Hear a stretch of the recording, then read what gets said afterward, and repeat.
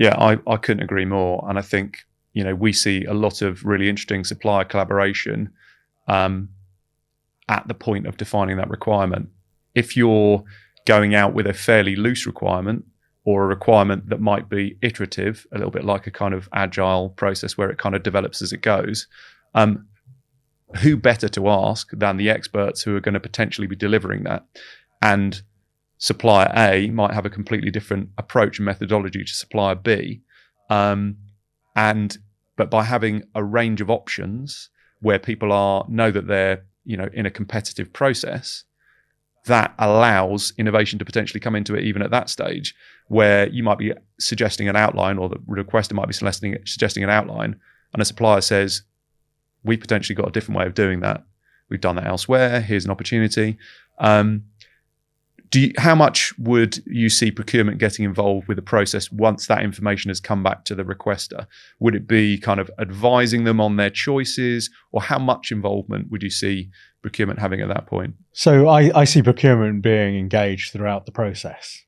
So from helping to define what the outcome is, to effectively running a process to support the right selection, through to contracting, even post-contracting to engagement. So the teams I work with, for example, depending on the size and the complexity and indeed the importance to the business, will stay engaged.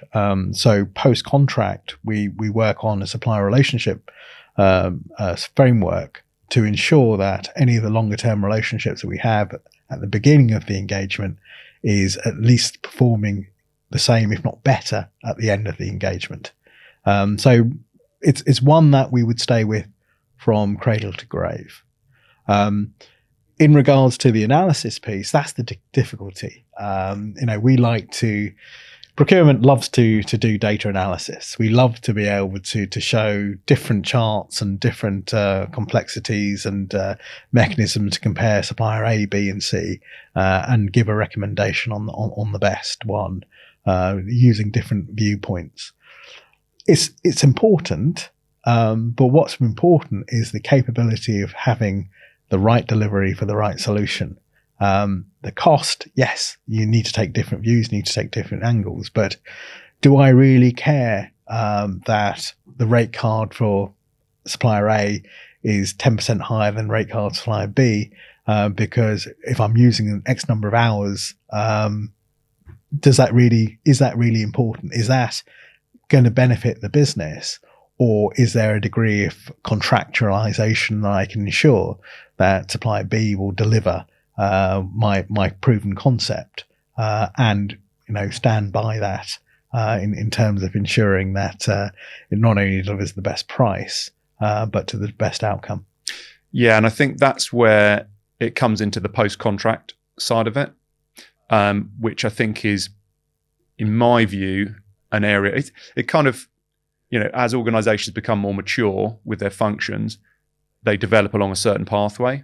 I feel like the delivery side of it is an area that for a lot of organizations, source to contract, there'll be a level of sophistication there, particularly when it comes to services. I feel like the post-contract side of it is something that gets left behind. The source contract is literally the tip of the iceberg. Yeah. It's that gets you to the starting position.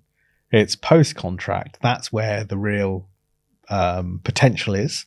Very rarely does a contract start at the beginning and end as the same at the end. It's a degree of iteration, and it's quite possibly that the decisions you've made in order to identify the said supplier or said partner at that stage is based on information looking backwards. I always say, when we look at partner relationships, it's having that ability to jump off the cliff together, knowing that you're going to end up at something that you probably don't even know what's at the bottom of that cliff, but you feel that the relationship you have there is the right relationship, that you can face that together in regards to facing those issues. It's very often you don't know what you're going to be facing. And I go back to our point about the pandemic. We've had supplier relationships where we've effectively lent upon our suppliers to ensure that we could stay operational.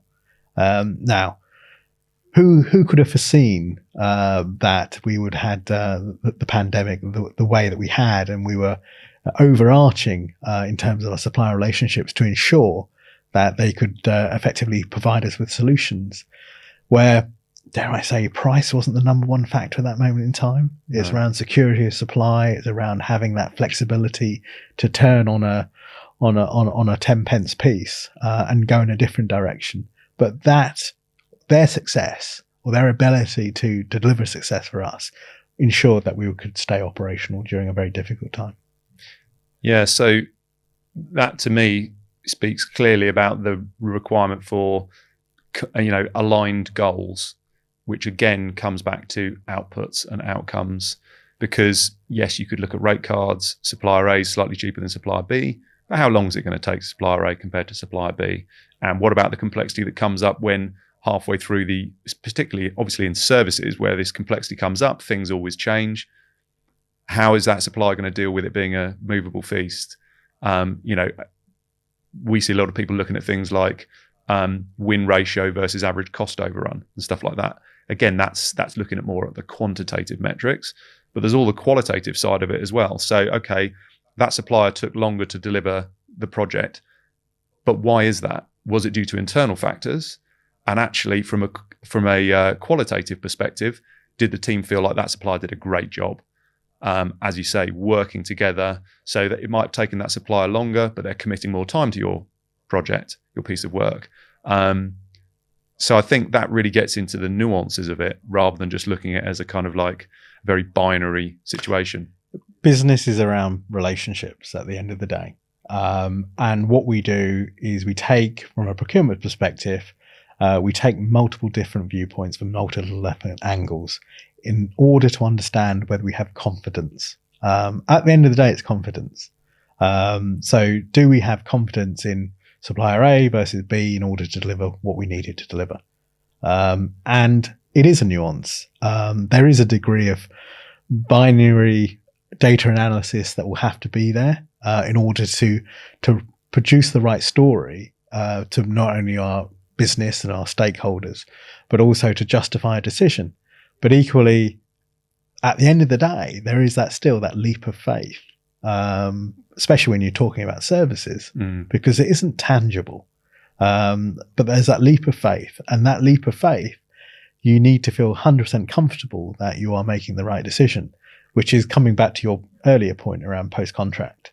Post-contract is one of the most important things I think procurement can maintain in regards to a relationship, not only to drive in essence, the relationship of procurement within the business, but also to ensure that what has been said during the RFX is actually delivered. And the iterations of that contract is being developed. So when you then get to the next stage at the end of the 3-year term and you go back out to market, you're not re-educating yourself in what the requirements are. You're actively engaged, and you actually know what the future requirement will be.